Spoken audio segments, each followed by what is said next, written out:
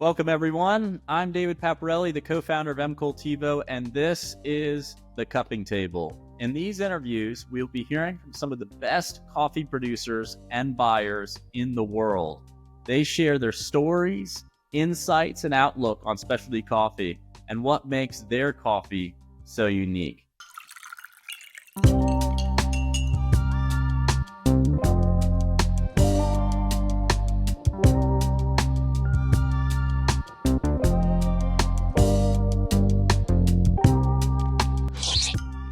My next guest is the co-founder of Julith Coffee.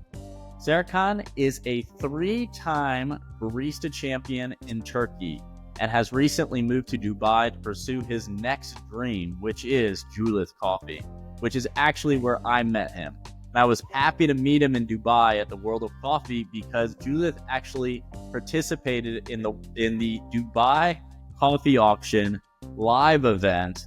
And I think they won an incredible 9 lots out of the 16 on offer. So I'm very, very happy to welcome Serkan to the Cupping Table. Welcome, Serkan. Hello, David. Nice to be here. Nice to see you again. How are you? Good. I'm doing well. I like to start these off with maybe an easier question, but sometimes it can be a little bit more difficult. But it is, what's just your favorite coffee that you've had recently? On the auction or just general, just any coffee general? You've had. Okay.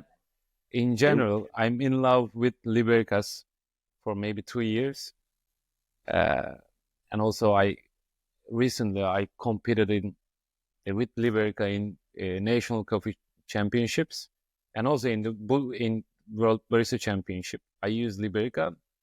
I'm just in love with Liberica right now. So I think I'll go with the answer as Liberica. Where is it from? From Indonesia. From Indonesia, okay. Yeah. Variety processing method, what makes it so special? So Liberica is really unique species because of its food also so thick. So it means more sugar inside. And we can ferment it more than Arabicas. So the result is always surprising. Sometimes negative, sometimes positive, but mostly positive. Is it is it specific to Indonesia? Sorry, I don't know too much about it. Is it, or is the Indonesia varietal more special than others? I think we can find Libericas in Indonesia, Malaysia, and I think some other countries also. But I know a guy from Indonesia in Central Java. Yeah. He's a really master in processing and fermentation. So I how can I say that? I surprisingly met with this guy unexpectedly. So we met with this guy, and he pushed me to try his Liberica one time. Maybe it was about 3 years ago. He had only 1 kg at that time. He sent me from Indonesia to Turkey. I roasted and I cupped it. It was just amazing. Yeah, it was so surprising. I asked him to get some more Libericas, but he says harvest is already completed. I already finished my stocks. So I had to wait 1 year, this Liberica, to use in the competition. So in 2024, I sourced maybe 60 kg from him, and it was 3 different processed. I just want to try and also to discover the potential this coffee. So I choose one of them. It was anaerobically fermented for 120 hours. So actually it was double fermented. First natural and then washed. As I said, because of its thickness, the fruit's thickness, you can ferment it so long. So that one was really good. And is the bean less dense as well? Yes. So the fruit's thicker. Is the bean less dense, so it's kind of absorbing more of that fermentation flavor too? Yes, it's just totally handling right. it. Yeah. So in the competition, I took 44 over 48 in espresso course. It was the highest score that I've ever seen in my life. Maybe, I don't know if any competitor took such kind of score in espresso course, but it was really good. But in the World Barista Championship, unfortunately, I don't know the reason still, but I had a problem with the espresso, the calibration maybe. I don't really, because of the tension that I have during the competition, I don't know. But it was not good as in the national championships, but I still love this species. It is really amazing. Well, I want to get into barista competitions, your experience with that, and coffees you've selected to kind of be a 3-time barista champion of Turkey. Before we do that, I think it'd be helpful if you just kind of give us an overview or just kind of your journey into coffee. Okay. How did you end up in coffee and start even competing in barista championships? It was, I think, about 2014. At that time, I was working with my father, but I was really interested in coffee. I purchased a lot of books from Amazon. At the time, I couldn't find those books in Turkish market. So after I started to read those books, especially Scott Rouse, Roaster's Companion, I think I can't remember the exact name of the book, but it was something like a Roaster's Companion, something like that. So it was really interesting. After I finished that book, I just say myself, I have to roast coffee. So I bought a small roaster to my house, and I started to choose some greens from Turkish market, from outside Turkey. I started to roast coffees, and then I started to learn how to make some cupping sessions. What are the rules? What do I have to do? How can I understand this? Flavors, structures, tactiles. So it was just something like a homework that I used to do in daily. So I went to work to my father's company, and then when I came back at evenings, so I just only focused on coffee roasting. It was all started like that, but at 2016, I decided to open my own coffee shop, and it has also small roastery backside of the shop. So this is my starting story. Did your father's company have nothing to do with coffee? No, nothing. Yeah, he's still running that business. So we are in productioning such something like spare part productioning for commercial car vehicles, like trucks, like spare part manufacturing. Yes, for vehicles. right. Yeah. Okay. Yes. So it's total different business. Yeah. Yeah. So it might have helped you work on espresso machines at some point, but maybe we are really good at manufacturing steel parts. Yes, maybe we can do it, but it is totally different business. We have to concentrate. So how do you go from kind of coffee as a hobby to I'm going to open a coffee shop? You know, what was the catalyst or the event that made that happen? Actually, we had a really small group of French friends together. So I was doing, as I said, roasting at home, and then I decided to buy a commercial espresso machine to my home. So I started to pull some espresso shots and serve to my friends. And at some point, they say me that, okay, guy, you're ready to open your own business, so go for it. So I decided to open my coffee shop like that. Actually, I wasn't thinking about opening a business. Well, I don't. Yeah, I was just a hobbyist. So my friends, I think, pushed me to open that business. Did you ever think you were going to, there's this entrepreneurial element, right? To Yes. starting your own business, being your own, was it ever kind of about that, or you felt like you were going to start your own business at some point, or was it just, I love coffee and this is a way to do the thing I love? At that time, I think the quality, especially the specialty coffee, was not so developed in Turkey. So when I go out, I couldn't surprise with the quality of the coffee. Okay, we can find a lot of coffee shops, but the quality was not so good. Actually, don't get me wrong, but I could do it better than them at my home. So I think it's about, I think I believe myself that I could be successful in the business. So maybe entrepreneur side, maybe I believe in myself, maybe my friends, but I think I was ready to open my coffee shop. Was there sort of a doubt anymore? Because Turkey's a little bit different than, well, somewhat the same as other cultures, but there's, a lot of history in coffee in Turkey, right? Yeah. And people have ritual around it and tradition around it in a way that you might not have in the UK where I am, or the US where I'm from, right? Was there any kind of pushback on specialty coffee because it's just not traditional coffee anymore, sort of thing? Yeah.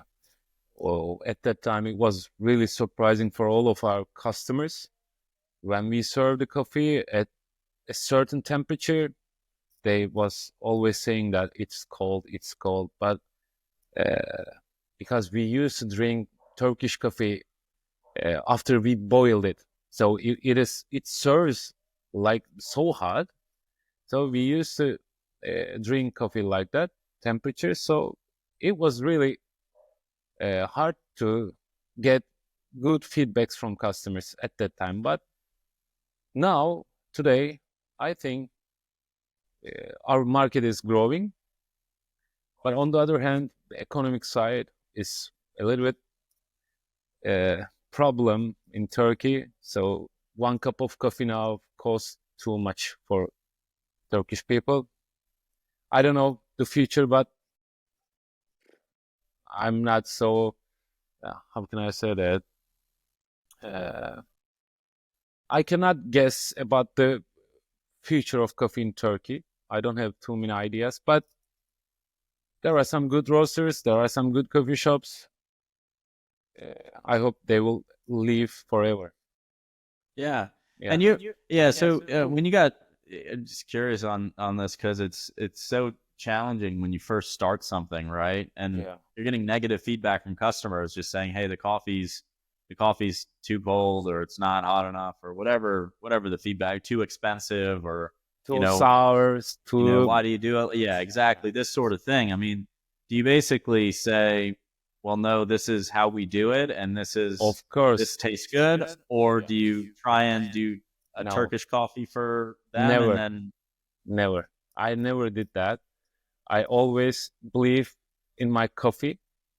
I always tell the customers, this is really good. You have to first try to get the flavors, try to understand the structure of this coffee.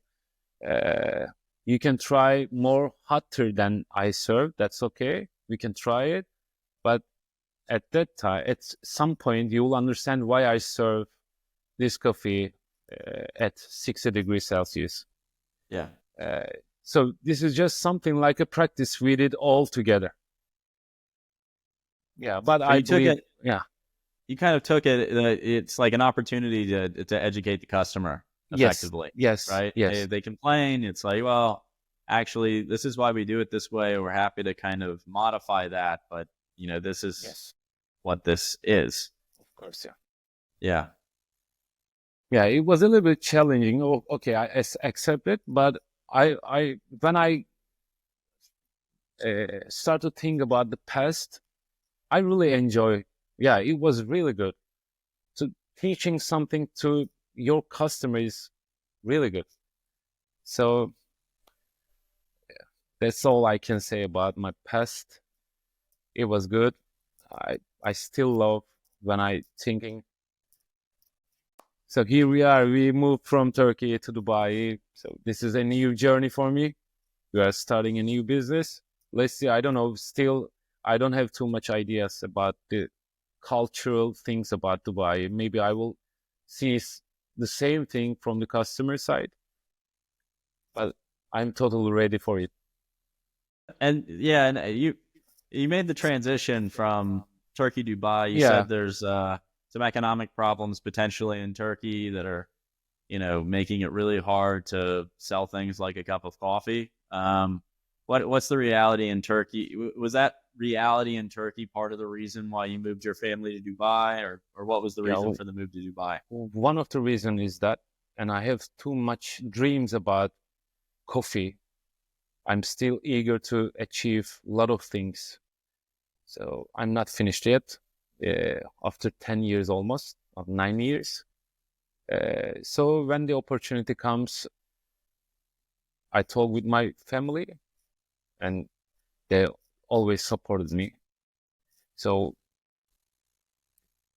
to reach my goals, to reach my dreams, yeah, I think I made the best choice for myself.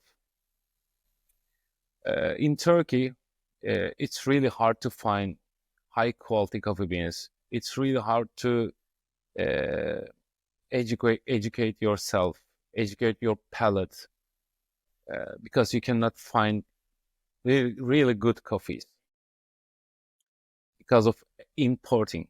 Importing costs are so high. Uh, Turkish lira is not powerful, so you can buy whatever you want, but when you want to sell it, you cannot sell it because customers are not ready to pay, I don't know, maybe $100 per package. So that's why Turkish market is, I don't know how can I describe it, but it's it's a little bit in chaos. You can find still good coffee, but not the best ones. Yeah, it's a softer market in that way. And you're not seeing what other countries, other cities that might have issues like that. They sort of set up in areas of maybe high tourism, or there's more expats moving to the area, that sort of thing, that have more money, that are willing to spend more money on those things. Is Turkey just not seeing that sort of influx Yeah, um, of expats and tourism in the way that would yeah, help the coffee maybe space? maybe Istanbul is, we can separate Istanbul from our Yeah. discussion. Yeah, Istanbul is a really big city. You can do whatever you want, but in the other parts of the Turkey, it's really challenging. You finding good beans, importing good beans, selling it, roasting it. It's really complicated. So that's why, for me, I was in Izmir. Izmir is a Aegean city of Turkey, the western side. So we are so close to Greece. Uh, we have tourism, yeah, but in mostly summer places. Uh, but in the city center, like in Izmir, we are not so popular in tourism. So that's all I can say about Turkish market, Turkish uh, coffee, specialty coffee business. That's all I can say. Yeah. And so it just in Istanbul, it has specialty coffee taken off in Istanbul. Like, is it growing there? I think so. Yeah, I heard a lot of new businesses still opening new coffee shops, and there are some really uh, old companies over there. They are doing really good jobs in good business, but the rest of the Turkey is, There's not much yeah, opportunity. yes, yes. Yeah. And so where did the opportunity come from for your move to Dubai? How did that come about? Actually, I know a guy from my coffee shop. He was my customer since I opened the coffee shop in 2016. So we are a really good friends. We have a really good friendship with that guy. So last year in maybe March, maybe in February. I can't remember the exact time, but he told me about his plans. He was planning to move Dubai for opening a coffee shop. Actually, coffee business. It's a really high scale business. So he told me his plans, and after I go home, I went home. So I talked with my family. My wife especially told me that you have to write that guy, and I said, what should I write him? So she said me that, okay, maybe he will need you for that business. So after 3 days of thinking, I texted him, do you need a guy for that business? He said, why not? So this is how we come to Dubai. How fast after that text did you have to actually move to Dubai? I think it was about March. I can't remember the date, but I think it was March. So from March to August, it was so, yeah, it was so quick. Yeah. Yeah. And you've been to Dubai before? Did you know what you were So signing up for? For competitions, I used to come here to source some green beans from other companies because I can find a lot of good green coffee beans here, like in Archers, in Espresso Lab. I know those guys for maybe 2 years, maybe 3 years. So I knew Dubai, but I never thought that I will sometime that my life I will live here. It was not a planned move. It just the opportunity comes, and I just wanted to be in this project. So I knew Dubai. I used to know Dubai before. And what's been the I know you said you've only been in Dubai for about a year, right? Yeah, Almost a year full almost. time. You visited before, but what's been the it's like your first impression, I guess, in this year you've been there, and the difference between kind of the coffee community in Dubai and the coffee community in Turkey. Have you already noticed any differences? Yeah, of course. The competition between the how can I say that, rivals? I don't want to say rival. They're all my friends, but the level of the competition is so high. You have to do a great job to be successful in Dubai market. In restaurants, in coffee shops, the best ones here in Dubai, running business here in Dubai, and they're really good. So we know that we have to be really good in our business. And actually, the auction comes after we started to think about like that. So we said ourselves that we have to be really good. We have to find really good coffees. We have to serve really good coffees in our coffee shop. So I think our roles, uh, how can I say that, cross because of Yeah. Dubai. Yeah, the quality is so high in Dubai, so we have to be really good. Is it? I mean, I've heard that from other people too, where kind of this element of, I don't, you know, cooperative competition in Dubai, where people are very intensely competitive. It's still especially coffee community, but people are really intensely competitive. Yeah. Almost more so than other cities around the world or other places around the world, where it's especially coffee communities sort of working together in some ways. Now, there are certain people that don't, or certain businesses or certain people that don't like each other in specialty coffee, as with all areas of life. But you don't have this intense, heated competition across everybody in the same way. It doesn't sound like where it is in Dubai. Everybody's really trying to win. Yeah. But actually, our business is not started yet, so we still don't know some some things about the business right now, but we can see it. Yeah, it's really competitive. There are really strong people doing this business. They have really powerful financial. So they're still maybe there. I think Archers and Espresso Lab. I don't want to. Is it okay to say their names? Yeah, of course. Okay, so Archers and Espresso Lab. So these guys are old. So they are really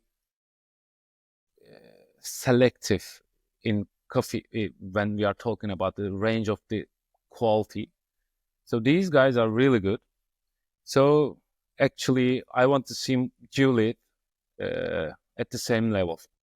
Yeah. So, but still, our place is under construction. We are not started yet. So I think we have to learn a lot of things to be a really good player in the market. But I think we can do it.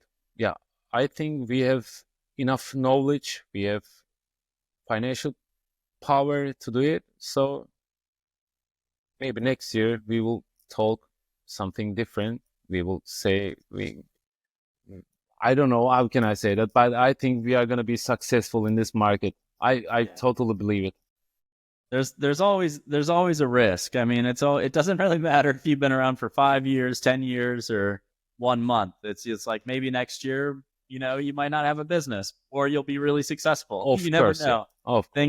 Things are required. There's a little bit of luck that's required, but you guys have, the experience and hard work in you to make it happen. What do you for Julith for this kind of dream you're creating in Dubai?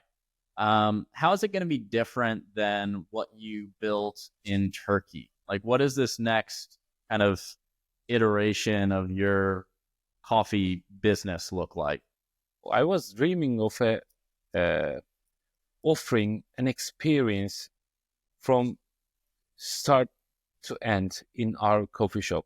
But in Turkey, I couldn't make it because of, as I said, the situation of Turkey. But I'm still thinking about when you enter Julith, the experience will start, and when you leave, the experience will end. So I hope you will remember us with our coffee and with the experience you take. So this is my goal: serving the best one. That's all I think. Yeah, to summarize, a motto is experience for me. Yeah, offering experience from start to end. Yeah. Yeah. Is it? Oh, go ahead. Sorry, Serkan. No. I don't know. I don't have too much things to add, but from customer relationship, from the coffee quality, from the place, everything will be experience for you. When you enter our place, I think you will be surprised because we are planning really good touches in coffee shop. So I think it's gonna be a really good place. Maybe I can't wait to see it. Yeah, maybe when is it open? We need 2 more months. We are still under construction, but I think in end of May or maybe the beginning of July. So your first coffee shop you opened in Turkey was in what year? 2016. 2016. Yeah. Now you're opening one in Dubai in 2025. Yes. I mean, these are completely different worlds, right? Oh, of course. I mean, what are the ingredients to make the 2025 Dubai coffee shop successful? Is it just, is it shock and awe, surprise? I mean, what is going to make this so amazing based on your learnings you had from 2016? Wow, it's a really tough question. So during that time, I visited a lot of countries, a lot of coffee shops. I always took some part of the businesses, the part of the shops that I like. So it will be a little bit blending all these together. Yeah. Uh, Especially, I love Momo's Coffee in Busan. It was really good. When you enter the place, you can see a really long bar, and behind the bar, there are a lot of baristas. And behind the baristas, there was a really good roasting area. It was something like a coffee factory. So when I saw that place, I told myself one time, I want to do something like that. So I think Julith will be a kind of coffee factory. Yeah. So I love the production side of the coffee so much. Yeah, I'm competing in barista championships, but if you ask me what is your profession, I would say I'm a roaster. I love roasting so much. So this place will be a much more roastery than the coffee shop. Yeah. So it's putting when you're saying kind of it's like a coffee factory. Is it really just putting the roastery and the production space on display in the coffee shop in a more prominent way? Is that kind of what you're thinking for customers? Is just kind of invite them into that journey? Yeah, they will be able to see us while we were roasting, and there will be only glass separation between us, but they will be able to see what's going on inside. Yeah, I think this is also an experience for customers. So as I said, this will be a really total package of experience from entering. It will start from the door and it will end when you leave. So each point of the store will be unique. All I can say is that about Julith. What was it difficult to kind of sell your partners on this vision, sell your investors on this vision? Has that been a challenge? Because you seem to have a really clear view of kind of what this needs to be, and you've been around the world seeing these different shops, taking these features that work or replicable. But has it been hard to kind of translate that into this is what we all need to do? Actually, the guys I'm working with are really great guys. So whatever I say, they already accept it without questioning. And after, so we went to Japan, Tokyo after the auction. We weren't there in the last day of World of Coffee Dubai. So we traveled all around the Japan, Tokyo, Kyoto, Osaka. So we learned a lot of new things about experience, omakase experience, the customer relationship. We learned a lot of things. So the guys were not questioning me, but after we saw these places, now they are more excited than me. So they are supporting all my ideas. So it's really easy to work with these guys. And especially one of them, you already met with him. He is really open, whatever experience he can get. He loves eating, he loves drinking coffee. So when I saw your Instagram post about the auction, I sent the link to that guy. He said, "Okay, we are in." So he was really crazy during the auction. I think you can remember his, uh, I don't know how can I say it, but Yeah. he was really excited. So that's why I had some difficulties to stop him at some points. But yeah, but yeah, I'm at the end, I'm really happy to get those 9 lots. So working these guys is really easy. I'm really comfortable with them, and the vision they have really parallel to mine. So Is anybody from the UAE out of your partners, no, or is everybody's immigrants to Dubai effectively? yeah, one of them used to live here in for maybe 5 years. He's living since maybe 2019, something like that. The other one came to Dubai with me. We came together. Okay. Wow. Yeah. So both from Turkey. Okay. Yeah, that's one thing I did notice about Dubai is so many, obviously. I mean, almost everybody's an immigrant, right? Yeah. And Yes. and so you have that, and it creates kind of this energy. Maybe that's where the competition comes from, is people aren't afraid to compete. But it's so great to see you guys take that leap together and build something new. I want to talk briefly about at least barista competitions, All because you right.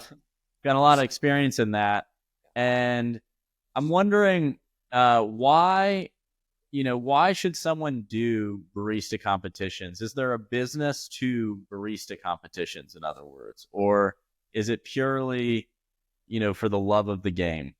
You Wow. just have to love coffee to do it. What's the reason for it? Actually, I never thought about if I won the championship, what is next? I never thought about this question. I just love to take a part of this competition. I really enjoy it. I learn a lot of new things. I met with new people. I push myself. I have a family. I have 2 kids, and when you have family, when you have some really too much responsibilities, it's really hard to concentrate on your routine on the stage. But I love the feeling of this pressure. So I think it's just about my passion. I love the game. It's not about the business. I don't know if I won. I don't know what's gonna change. Uh, but if I'll take a part in the competition, I will be really happy. So that's why I'm chasing these competitions. Are there specific things that you feel like you've gotten out of barista competition? Like, what's made them worthwhile to participate in? Are there any things that come to mind specifically that you can say, yeah, this was worthwhile to put all this time and effort to do this because it helped me,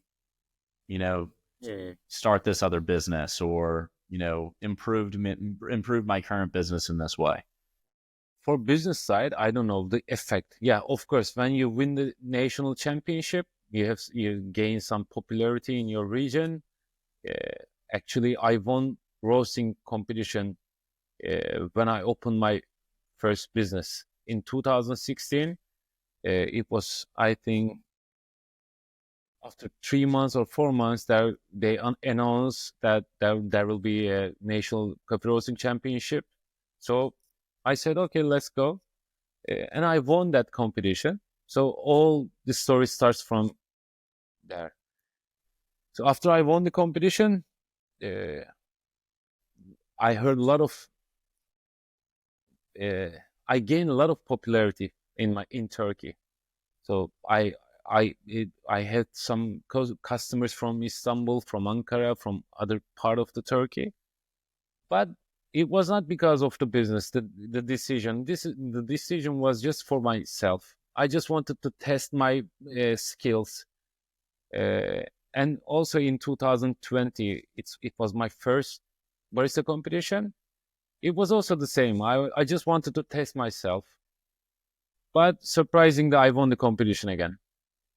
in my first try. So again, I gained too much popularity in Turkey, but it's not because of popularity. It's just the feeling. I think I love the feeling. I like the tension on my shoulders. It's just, I don't know. I think it's just a personal thing. I love competition. That's all. And during the progress, I learned a lot of new things. I didn't even know the taste of Liberica before, but I learned it because of the competition. I tried a lot of coffees. I I I practice my palate. I can sense the flavors much better than the previous year. So I'm always developing myself. I'm always practicing. I'm always in coffee. I can feel it. I'm still in coffee business. So these are all about feelings and self uh, developing things. I don't know how to describe, but I think Yeah, I mean, there's something in coffee. I say this to our team a lot, where it's like you can't fake it in coffee. There is yeah, something tangible that gets delivered at the end of the day, and so in some ways, every single time you pull a shot of espresso, you have a moment of potential improvement, right? yeah, Because it has to be delivered, it has to be that sort of thing. But there is something helpful about sounds like in a competition environment where everything has to come together perfectly, yeah. right? And you really can't fake that. You No, know, you have to bring, you know, the coffee, the roast, the preparation, you know, whatever story. you've done, Yeah, the milk that you're doing, the signature beverage that you created, those all those elements of competition have to come together in a way that requires you to kind of make make yourself a master of whatever craft. And then the next yeah. year, look back at that and say, well, I hadn't mastered very much that year. I have to even do better. Yes, totally Um, right. and Yeah, and so I think there's something to that. I do find with people that participate in competitions, you tell me if I'm wrong here, but it when I talk to them, I get this sense that they're passionate about coffee, they're passionate about the competition, they love participating. It's almost like they get addicted to it, right? yeah. And then they try and make a business out of that. Like they try and kind of work. It's like, oh, I love this thing. I'm going to go do this thing, and now I have to create a business so I can kind of keep doing this thing, whatever that may be. Yeah, after you win the competition, I think the opportunities come by itself. Yeah, I can see a lot of sponsorships, uh, new opportunities. Okay, that's okay. But as I said, this is just something like a prize. If you win the competition, yes, you can. Uh, there will be new opportunities. That's okay. But for me, on my side, these are not important for me. They- I'm just, the word of addicted is just a really good word to describe me. I'm just addicted to competitions. Yeah. Well, that's all for me. That's all. Yeah. But some people may chasing these opportunities. Maybe they look as a business. That's totally understandable. But for me, it's not like that. Have you, before your first competition, if you could go back and give yourself advice, Wow. you know, coming from now, I mean, first advice, would you tell yourself to do it or not do it? Of course, do And it. then what would you advise yourself to think through in that first competition? For the first competition, my coffee was actually, it was a really good coffee, but uh, it was okay. It was Panamin Geisha from Finca de Bora, Jameson Savage. Yeah, it was, the lot's name was Echo.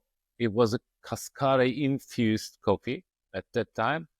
The coffee was really good at filter brewing, but on the espresso side, I couldn't roast it really good, so it was a little bit bitter. So for the first year, I wish I could compete with a much sweeter coffee.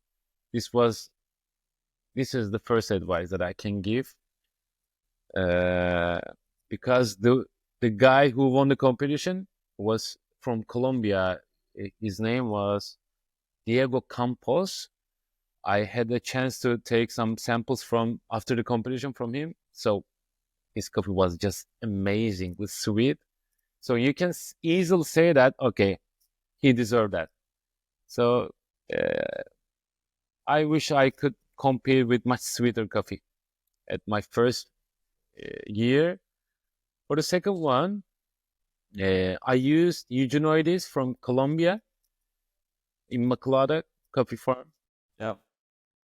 This coffee is just really amazing, the sweet.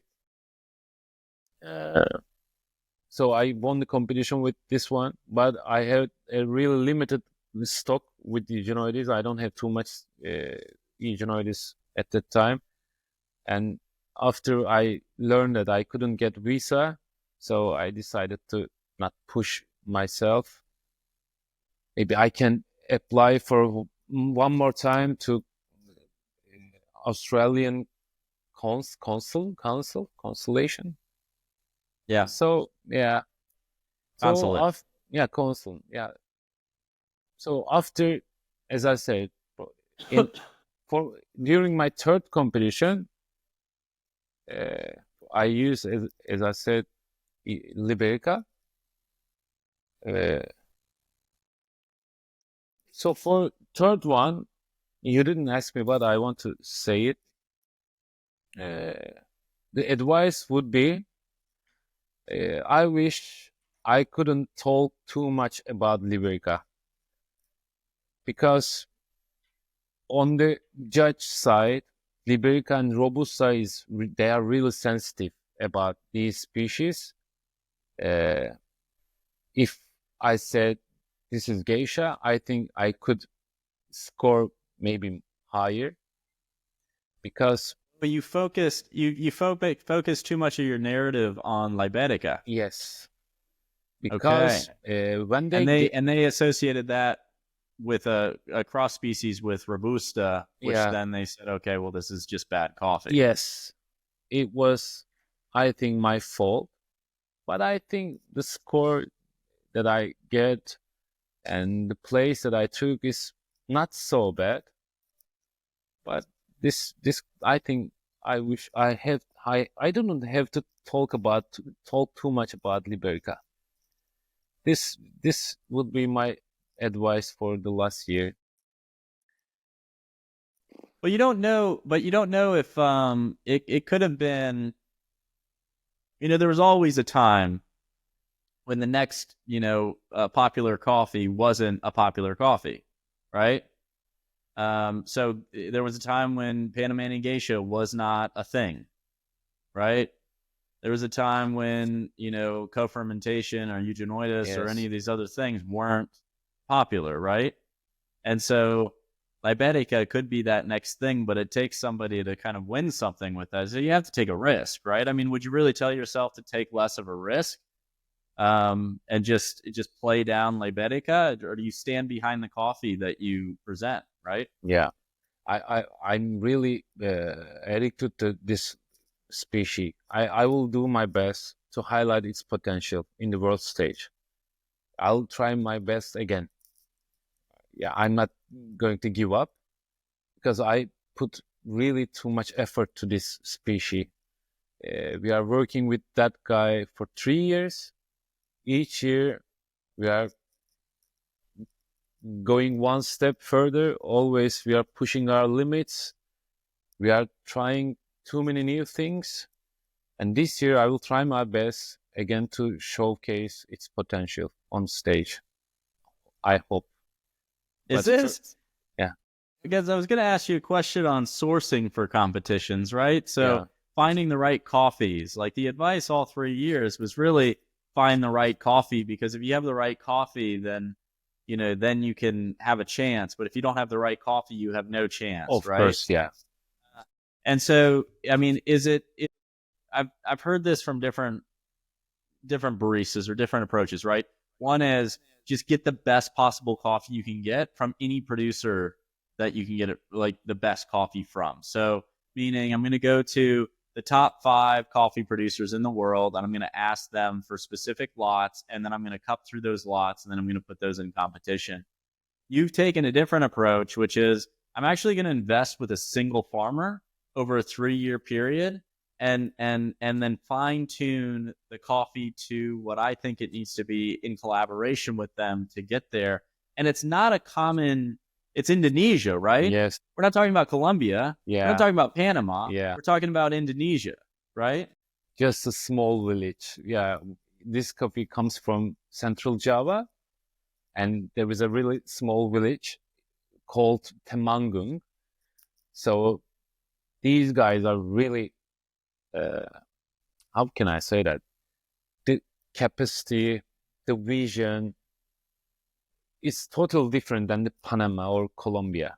They are just small farmers, but the guy behind the process, he is also a farmer, but he sourced Liberica. He's a Robusta farmer, and he sourced Liberica from other farmers. When I said the other competitors during Busan, I'm gonna use Liberica from Indonesia, they were all shocked. They said, why? I said, I believe in that coffee. So some of them, I took much higher score than some of them, but some of them still really good.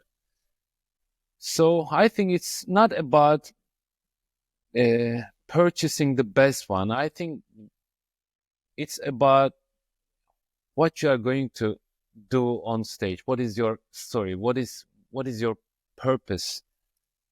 So I think I found my purpose 3 years ago, just showcasing the potential of this Liberica. I'm just going to try to do that again.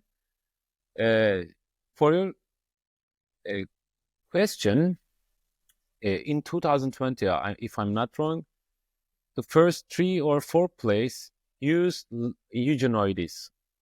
So still they have the same beans, but still we have only one champion. It's not about, I think, choosing the best one. I think it's all about what you serve on stage, what you tell about your story, how you combine all these beverages all together. So because on judge side, you cannot serve the coffee without telling its story.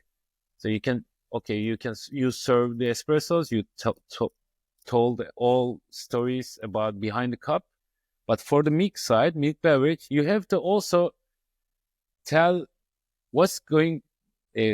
So what are you doing during the milk course? Are you going to reflect the same cup with different ingredients, or? So I think it's a chain. You cannot break any part of this chain. It has to be all integrated from the first minute to until last minute. If you can do that properly, if your coffee tastes good, if you feel really comfortable on stage, if you smile so much, if you give a really good experience to the judges, so maybe you can have a chance to win all these things. But with only coffee, it's not possible. Coffee is not the 100% all this thing. Yeah, it has to. So the coffee has to tie into that story and that chain. Yes. It almost has to be a part of your story and your narrative. Yeah. So you being called into representing Liberica on an international stage. Yeah. I mean, that might be reason enough to choose that coffee and work with that farmer and that producer, just to say there's something magical in here that I want other people to know about. And I mean, to say too, I mean, from the market side, I do think, this might be reverse justification for everything you've just said, but there does seem to be a lot of activity and exploration around different species. Where it was varietals, now it's becoming more species oriented and doing that. And species are honestly depending on where you go. I mean, they are the rarest coffee in the world, right? Yeah. And so I think there is something exciting there, and hopefully something sort of undiscovered. And then again, hopefully something that broadens people's perspective of what is specialty coffee. It's not just Arabica or Robusta. It's coffee is all of these things. And what is specialty coffee then? If coffee is all these things, well, it's the high level of all of these things, right? I would argue. So I think it's amazing to have somebody like you who's willing to kind of take that risk and push that forward. Yeah. Thank you so much. Yeah. Yeah. Producers certainly need it. Yes. I do. So I want to talk to you about auctions though, too. So you guys participated in this Dubai coffee auction, which was the first live auction that we've done, which was in person. I thought it was an exciting format. Little bit of a risky to do this on an interview because we haven't really gotten a chance to talk about this at all. But I'd love to just hear your thoughts on kind of, online auctions versus kind of this in-person experience and how why this worked or didn't work for your group. So it was also my first live auction. I had only one chance to took a part in an online auction before. It was maybe in 2020, something like that. It was Yemeni coffees auction. So yeah, it was also stressful, but this one is really stressful. Yeah, especially it was live, okay, but it was also online altogether, both. So for Panamanian lots, it was really so stressful. So some guy from Japan always we push our boundaries. So he raised, we raised. It was really good. The feeling is so good, and the coffees are also so good. First of all, before all these stops, I should have thank you for the opportunity that you gave us. It was really good experience for us, and the coffees on the table was really surprising. They have all different characteristics, and I love all of them. So I think we took 9 lots. So as you can see, we were really aggressive during the auction. But in general, it was a really amazing experience for us. Looking forward to see to the next one. Yeah, we are too. I mean, something amazing about this in here was just looking at the lots that you guys won. So Kona coffee. Yeah, one is really good. Yeah, which that was sort of a standout. Have you cupped Hawaiian Kona coffee very often in the past? In the past, I had a chance to cup 2 times, I think, but this one is really unique. Yeah, this is different than the others. Yeah, I love that one. I think there's something there. But so Kona coffee in Hawaii, a Bolivian coffee. Yeah. I think you got 2 in that. I think so. Florpondio and La Llama from the same producer. Guatemalan, El Injerto. Colombian. There are 2 Colombians. One from Immaculada? No? And Immaculada, and then Mauricio Shota. We also had La Negrita. Yeah, La Negrita. Yeah, Whoosh was amazing. This coffee is also good. But you look at this list and you go, oh my God, okay. So, and then was there an Ecuador in there too? I think. Yeah. Was there El Dorado? Yeah. An Ecuador for sure, at least. So that's I mean, you're talking about 9 coffees, but maybe 5 or 6 different countries' origins. And also we had a Yemen Yemen coffee from what was his name? From Mokhtar. Yeah, from, Mokhtar. Yeah, Mokhtar's coffee. This second one, did you guys? That's right. 2. Yeah, it was you got also the Estate 2 lot. Yeah, that one is also really good. And you met Mokhtar while you were there? Yeah. Okay, he's a really good guy. Yeah, I think that was the other unique thing is a lot of the producers that you purchased from were actually at the auction as well. So you got to meet them. Yeah, yeah, we had a chance to meet with these guys. Actually, for I know a lot of farmers because of the competitions. I've been taking a part for so many years, but these guys, eh, except Mokhtar, I know that guy for a long time. Mauricio is also so famous in our business, and in Maklada, Coffee Farm is also. But the rest of them, I think, if I'm not wrong, also so new for me. This is my first time to cup their coffees, and I had the chance to meet with these guys. Yeah, I'm so happy with to attend this auction. Uh, Maybe next time I had a chance to visit their farms in origin, maybe you can organize a trip. Is it a I good did think idea? about it. I mean, because there was something so special about, you know, for us selfishly, right? Because we have these online auctions or host these online auctions, on a weekly basis. But Okay. what you get with these online auctions is you get producers that are, in their home country, watching the auction, sometimes on a projector screen with a group, and they're kind of celebrating and that sort of thing. So really fun energy there. But then all the buyers are sort of, at a computer, just Yeah. stressfully bidding on these Yeah. coffees alone. Usually, it's sometimes at night. Like it's not. Yeah. It's like, there's nothing romantic about it, right? There's Yeah. nothing. Yeah. So, so for this, it was actually kind of fun to see the buyers and the producers sort of be able to take part in basically a 3-day event where the coffees get cupped, they get interviewed on the Yeah. stage. They, kind of made this whole thing. And the thought did cross my mind to say, okay, well, all these producers want to see each other's farms too. So having kind of more of a sourcing trip, and this has been done in specialty coffee in the past, but having kind of a sourcing trip or an origin trip where the producers and the buyers kind of get to do an exchange program and see each other's farms and that sort of Yeah. thing, I think would be really a fascinating way to build relationships, but then just kind of learn about coffee, right? For sure. Yeah. So if you're in, I'll sign you up. You could be the first participant. Why not? Okay, I'm ready to go. You can do it. Well, yeah, like I said, I appreciate you participating in the live auction. That, I mean, so great, Serkan, to have you and your group and to be able to meet you guys. I can't wait for your coffee shop to open in Dubai.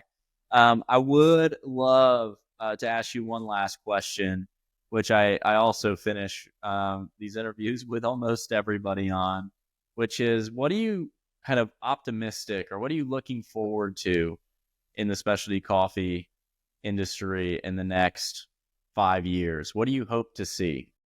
Okay.